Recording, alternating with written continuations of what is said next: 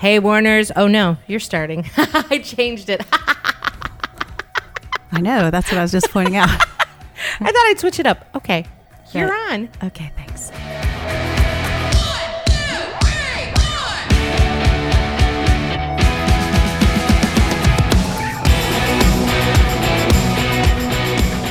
Hello, Warners. Welcome to Women Your Mother Warned You About, The podcast that makes sales sexy again. I'm Gina Tremarco, founder and sales trainer at Pivot 10 Results and Carolina Improv. And I'm Rachel Pitts, mom, realtor, and creator of The Closing Curve.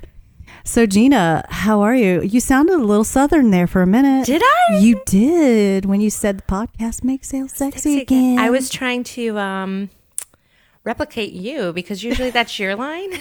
Do I have an accent? Sometimes a little bit. When I get really mad, I do, for sure. I always have it in my head. The podcast that makes sales sexy again. We do indeed. So how are we keeping it sexy today?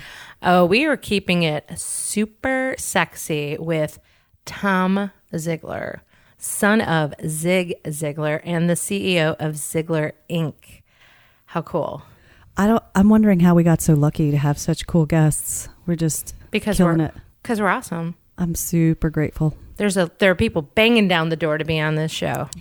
So anyway, a little bit about Tom. He joined the Zig Ziglar Corporation in 1987 and climbed from working in the warehouse to sales to management and then on to leadership. Today, he speaks around the world, hosts the Ziglar Show, one of the top-ranked business podcasts, and, we need to be on that. We need to be on that show. That sounds good. We should tell him that. Make a note. And he carries on the Ziglar philosophy. You can have everything in life if you will just help enough other people get what they want. He is also author of the new book, Choose to Win, which we will talk about today. Love it. I've always been a huge Zig Ziglar fan. And not just because his name is cool, but because he has so many beautiful, amazing, inspiring pieces of advice. And I'm just super thrilled to do this interview with him. And just got to throw something in that we have a really cool review that we received on iTunes. And here's how it goes. Since introduced to Women Your Mother Warned You About, I've become a Warner groupie. I love Gina and Rachel's chemistry and their ability to talk about issues salespeople face every day, openly and honestly. I became such a fan, I brought Gina in my office, lucky me, to conduct a sales training for my team. This is a must-listen podcast for all salespeople who want real-world advice in the moment. So cool. Woo, woo. That was from Casey Hasten. And she's with VIP Recruiting in Dallas. And she's adorbs. She's so pretty. She's just awesome. And her team is super awesome. So it was really cool to be in their office and to get a review from her. So, hey, if you want to leave us a review, we might read it. We might read it. We'll definitely read it, especially if it's good. I don't think anyone writes bad reviews. I don't think so. I don't know. I would love it if somebody wrote a bad review that's like, you suck, then I would be super thrilled because that means that we have drawn a hater. And usually when you get the attention of haters, you're doing something right. So I love me some hate. It's okay. Don't hate, participate. So the best way for you to participate is to give us a review. Go over to iTunes. And I would say go to any platform you listen to, but I think it's iTunes that means the most when you do a review there, a review and a rating 5 stars. I believe only 5 stars works. So just a heads up on that. But before we get started, we need to let you know that this is actually a 2-part interview. So what you're about to hear will focus more on sales, and then you'll be able to listen to the other part of it on the Pivotal Leader podcast, where we focus on leadership. So you can find that show at thepivotalleader.com. That's the first show that I produced, and we keep it going, and it's back up and running now that Women Your Mother Warned You About is back up. So you'll hear one part on this episode, and I think this episode, actually the Pivotal Leader episode, will air first before this one does, for whatever that means for you. So let's get started with this interview, with this episode with Tom Ziglar.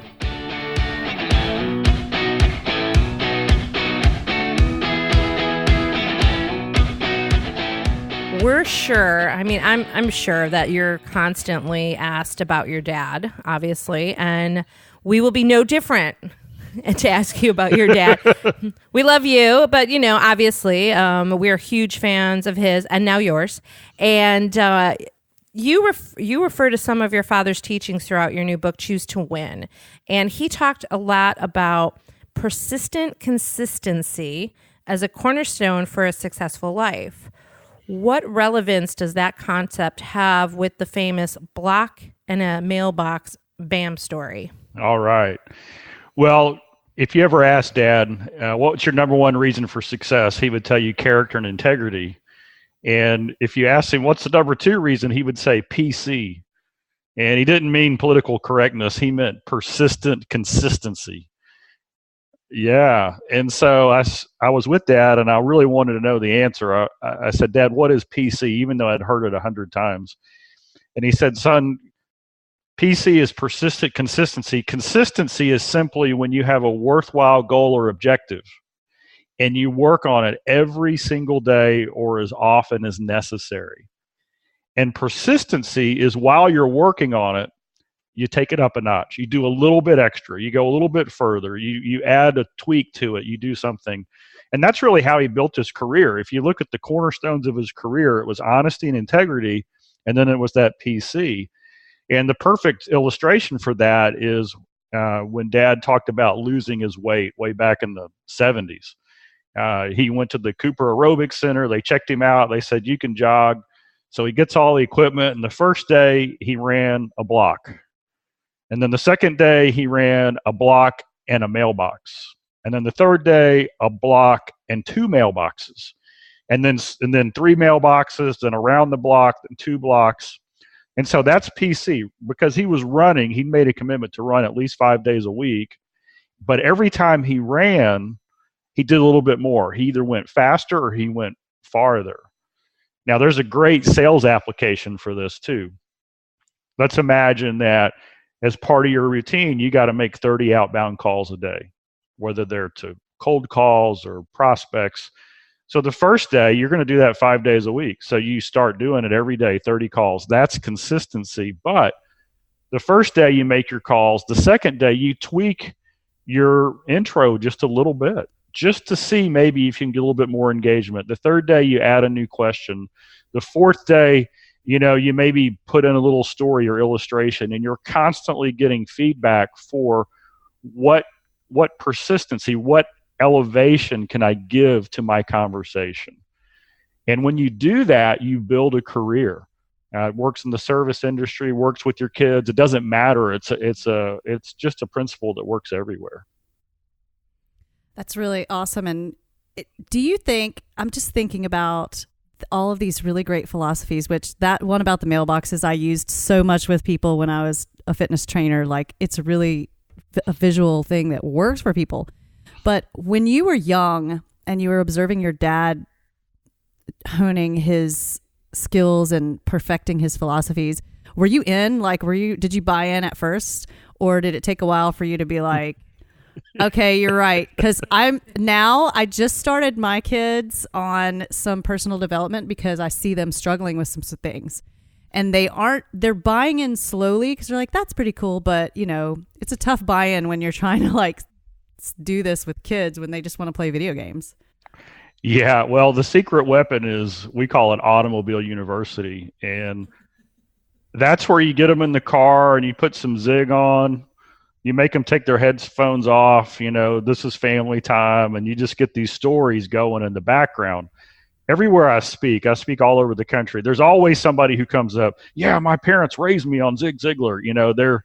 And so what happens is when you're 8, 9, 10, 13, 15, you're like, oh, that's not cool. But you'll soon find out that when you stop the car to go in somewhere and the story's not done, they'll be like, wait, let him finish the story. Awesome. And so it's kind of one of those things that you may not feel like there's an uptake immediately, but over time you start to see it.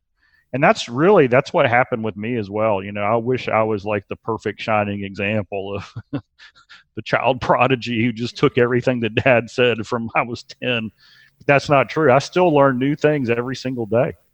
You know, that actually reminds me of, and Rachel loves this story. It's the toaster story. Oh, I could hear the toaster story. I just said to my husband the other day, I said, I heard the toaster story 100 times, and every time I'm so happy to hear it. So now I'm gonna push the toaster story on poor Tom. Oh, I'm gonna flip it back to Rachel. Tell us the toaster.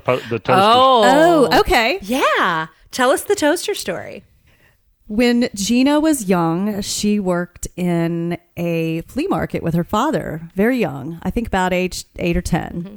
And they would sell their wares. There was perhaps maybe or maybe not some questionable acquiring of the items they sold at the flea market. My dad was Italian.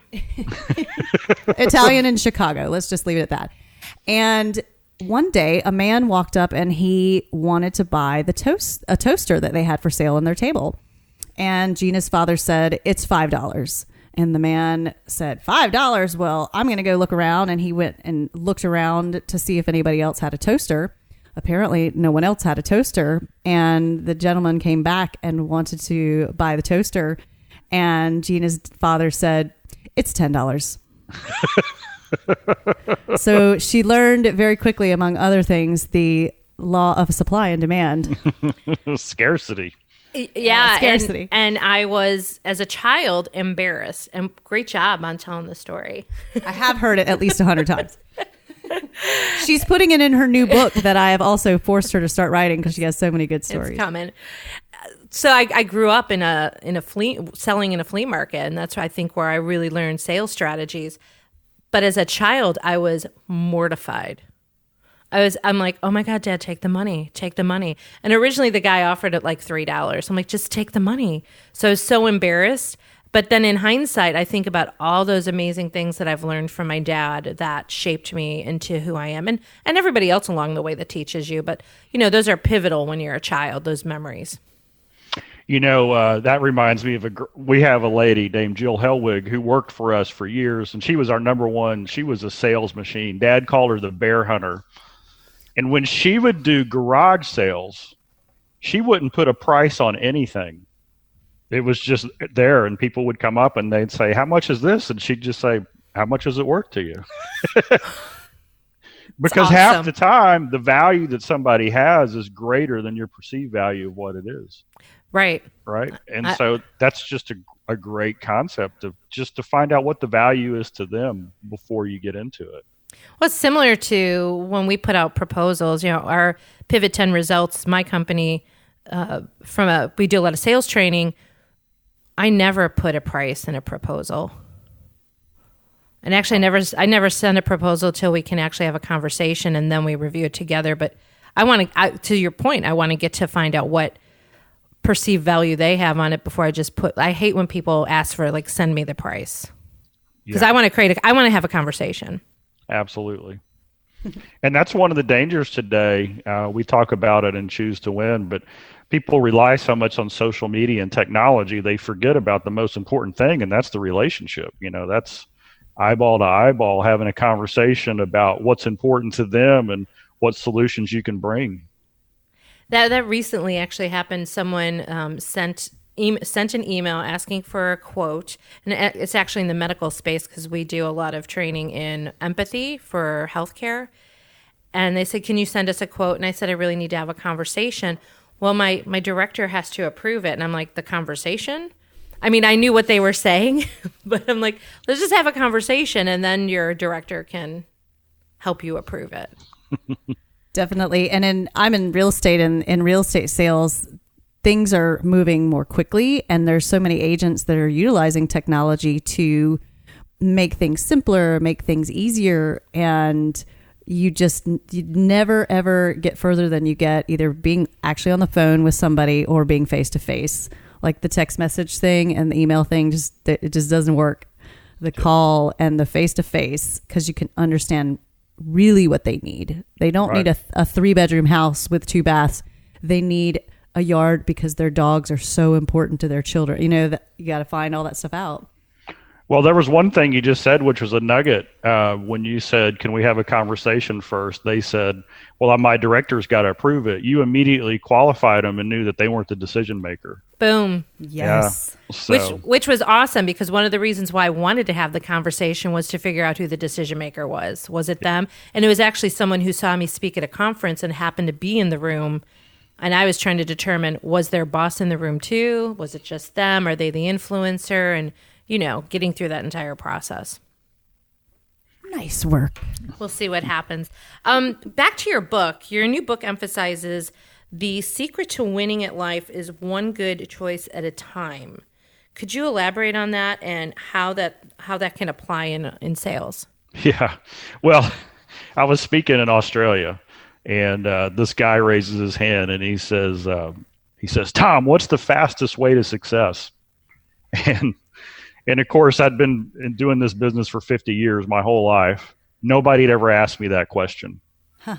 And so I don't know if you've ever had the deer in the headlights look in front of 100 people, but that was me. So I went, and it felt like an hour, but it was probably 1 or 2 seconds. And then I said, well, the fastest way to success is to replace bad habits with good habits. Oh. And we went to break. When I came back from break, Steve McKnight, the host, said, "Hey, did you hear what Tom said? Get your pen out and write it down." And he said the fastest way to success is to replace bad habits with good habits. So I wrote it down. I was like, did I really say that? So I go home and I Google it, or that night I Google it. Nobody claimed it. So we put a quote poster up on our Facebook page so we could have, boom, we got the stake in the ground. And then I started investigating, is that really true? And we teach that there are 7 areas of life: mental, spiritual, physical, family, financial, personal, and career. And so if we looked at each one of those areas and we said, wow, if I just replace a bad habit with a good habit, and I did that on a consistent basis, what would my life look like? It would totally change.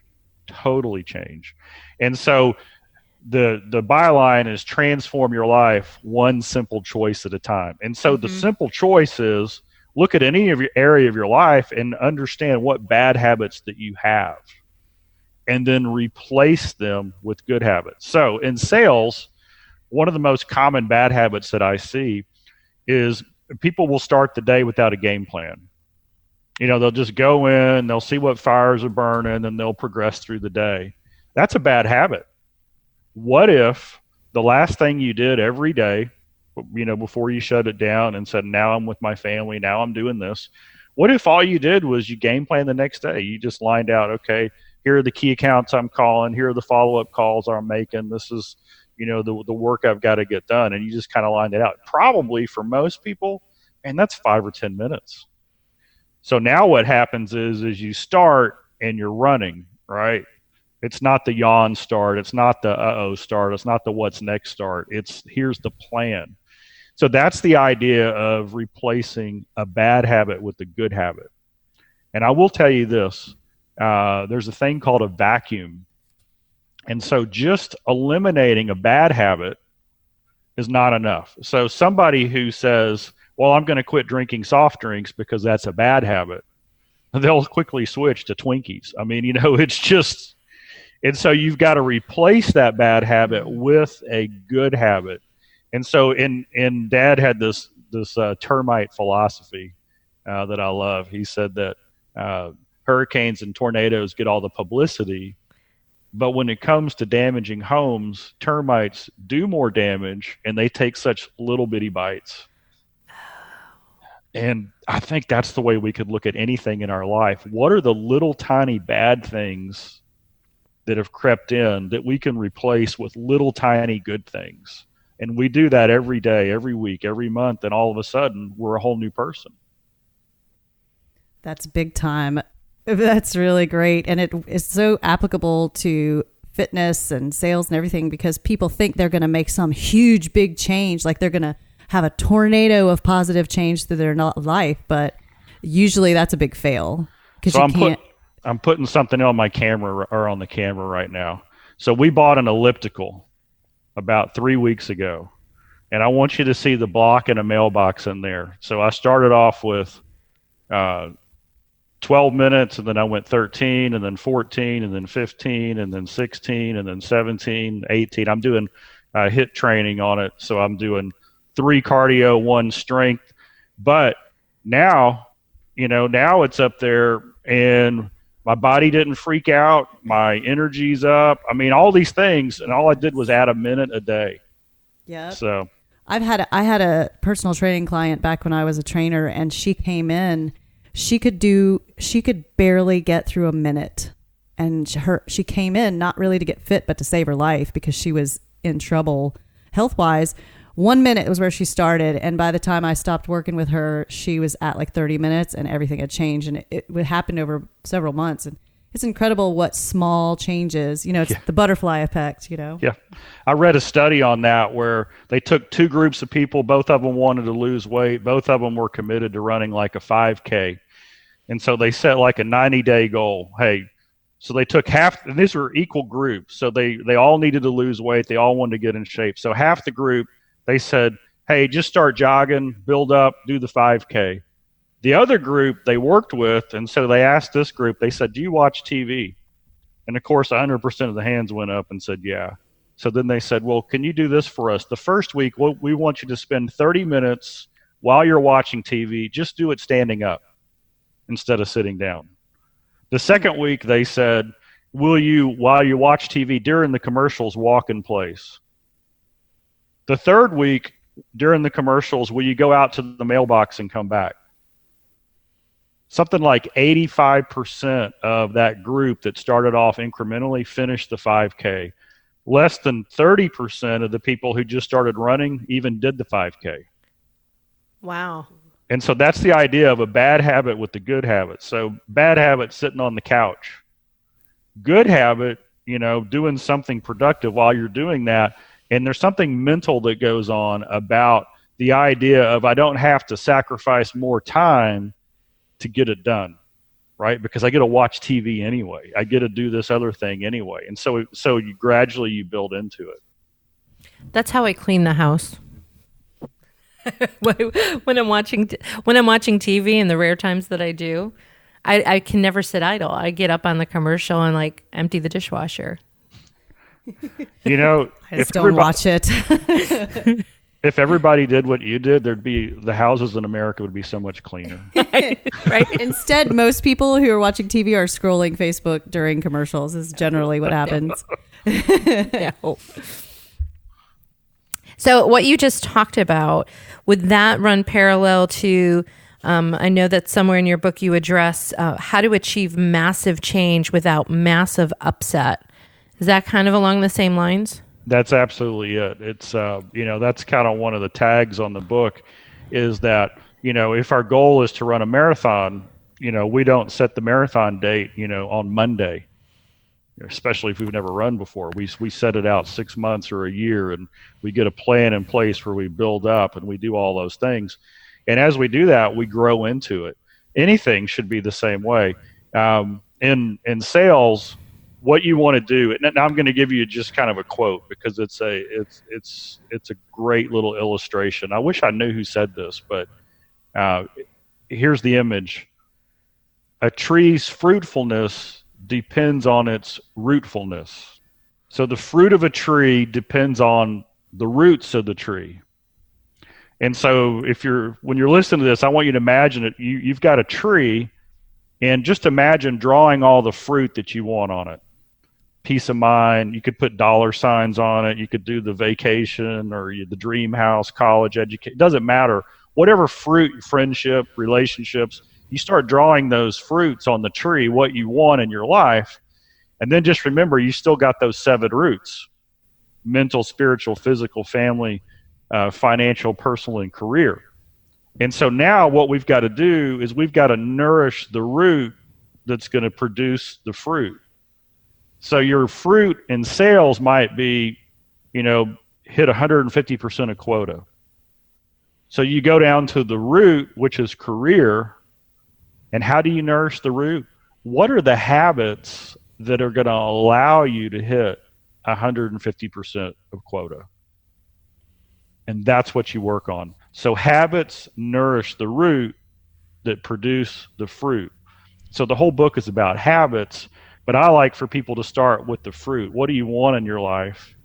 And then you trace it back to the root. Well, it's going to be either mental mindset, spiritual, faith, integrity, character, physical, right? Because one of the realities is if you're in bad physical shape, you don't have energy, you don't have creativity, you don't have capacity, that's going to hurt your sales.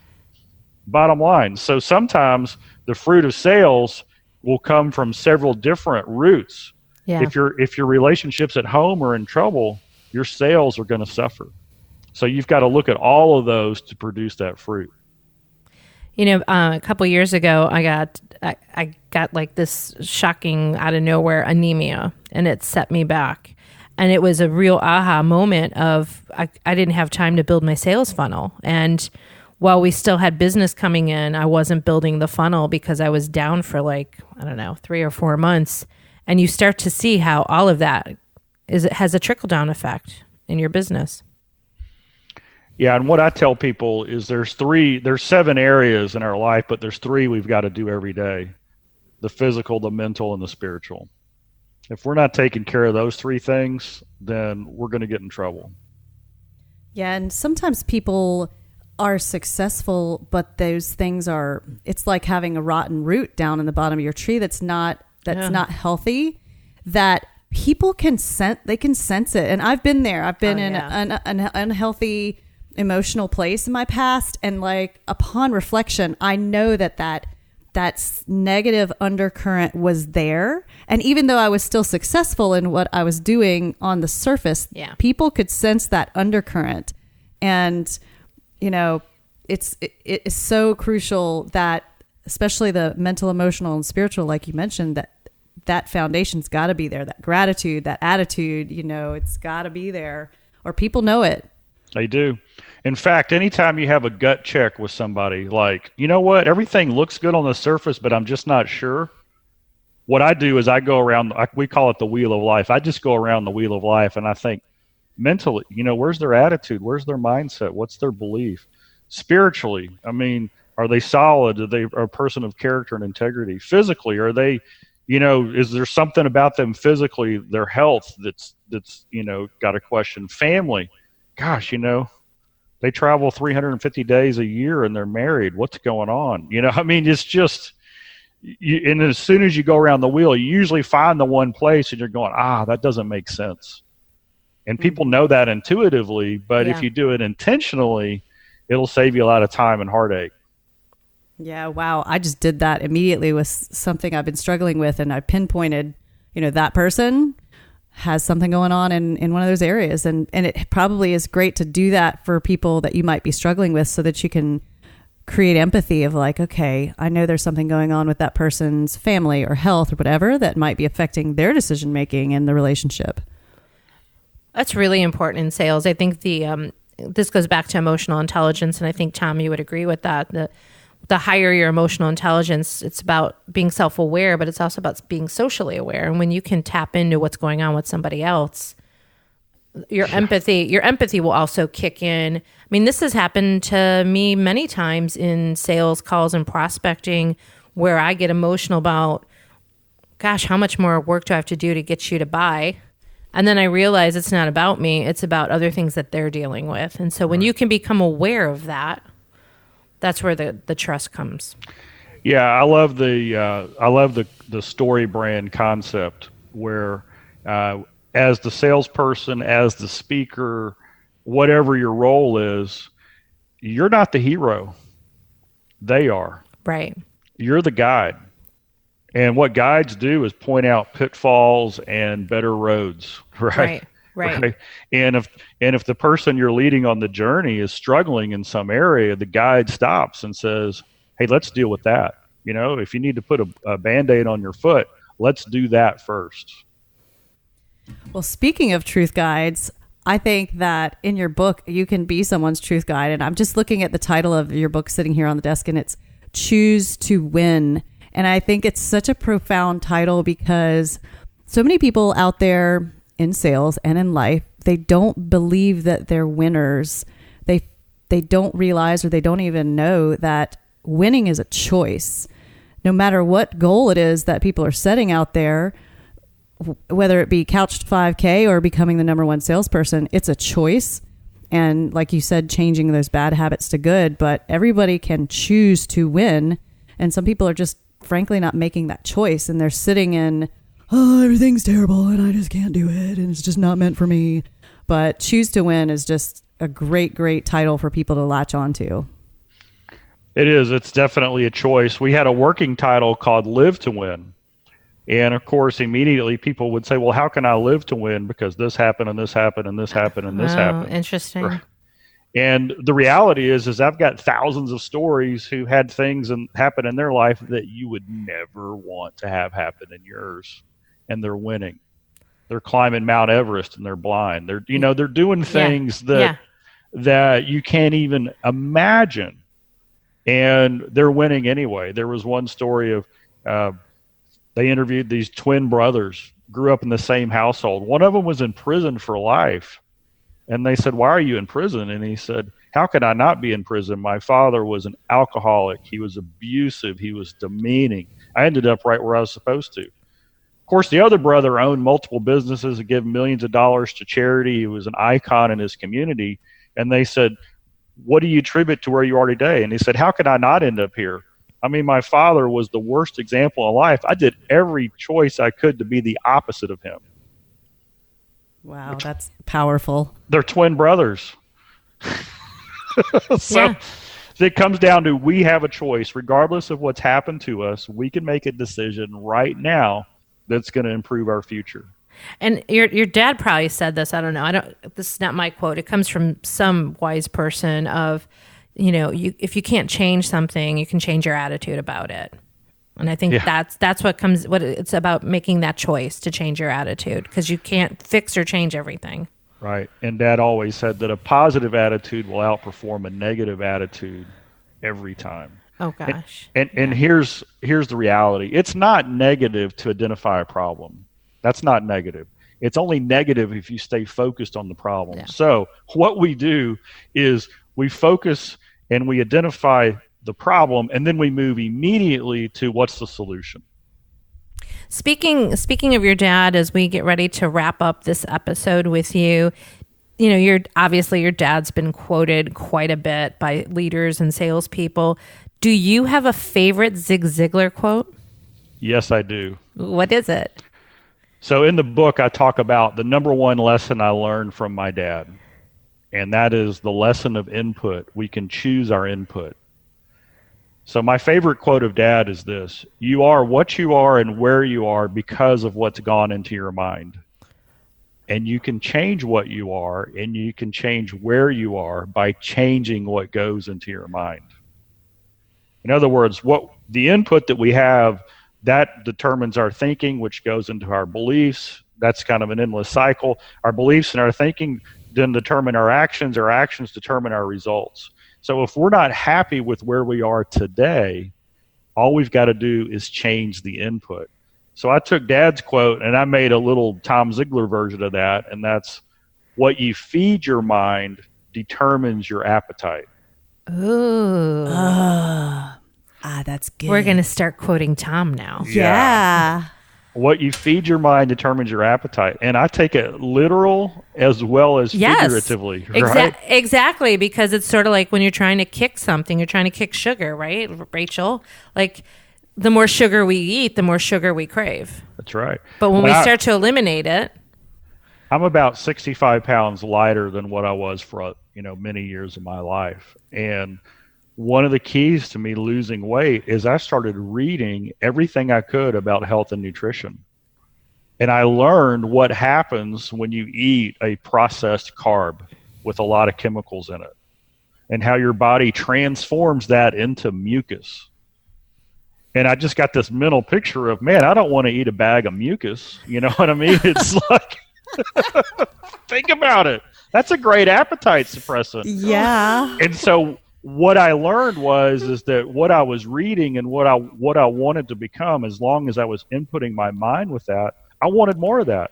I wanted to do more. My appetite actually changed by the mental input of learning about health and nutrition.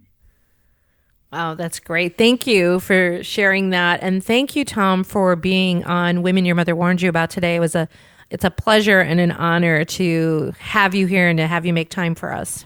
Awesome. And Tom, how can our listeners reach out to you or learn more about you? 2 ways. The first one is you can get the book at choosetowinbook.com. And there's a place there where when you order, I'll even autograph the book and sign it for you. So that's kind of cool. And then I do something kind of funny. I put out my email address, tom@ziglar.com. So we're going to be emailing you. Yeah. So if you're listening and something hit you or you had a question, that's the easiest way. You can go to Ziglar.com. Millions of people do, and Zig Ziglar Facebook page. We got 5 million fans. But we're just blessed. Everywhere I go, I meet family that I didn't know because they've been listening and reading to our stuff. And so for me, life is fun. It's like everywhere I go, I expect to meet friends and family I've never met before. Oh, good. I come to Dallas a lot, so I'll knock on your door. Yeah, you need to. Awesome. So thank you. Once again, thanks to Tom. And thank you to all of our warners for listening to this episode of Women Your Mother Warned You About. And remember, to hear more from Tom, bounce over to thepivotalleader.com, where our conversation with him continues in leadership. And to connect with us, go to womenyourmotherwarnedyyouabout.com, where you can also find free downloads. And to connect with me directly or learn more about Pivot 10 results and Carolina Improv, visit ginatramarco.com. And to connect with me, Rachel Pitts, visit theclosingcurve.com or find me on social media as Rachel on Real Estate. You can find our show also on Facebook, Twitter, Instagram, and YouTube. And as we mentioned earlier and often, please give us a rating and review. And we believe only 5 stars is currently working on iTunes or wherever you get your podcasts. And hey, Warners, remember, for the best relationships, keep it real, raw, and relevant. And a little irreverence doesn't hurt either. Bye, Warners. This really will get serious soon. Yeah, it doesn't have to. I don't think anybody wants it to be serious. This has been a presentation of the Sell or Die Network. For more podcasts that you can take out into the street and turn into money, visit sellerdienetwork.com.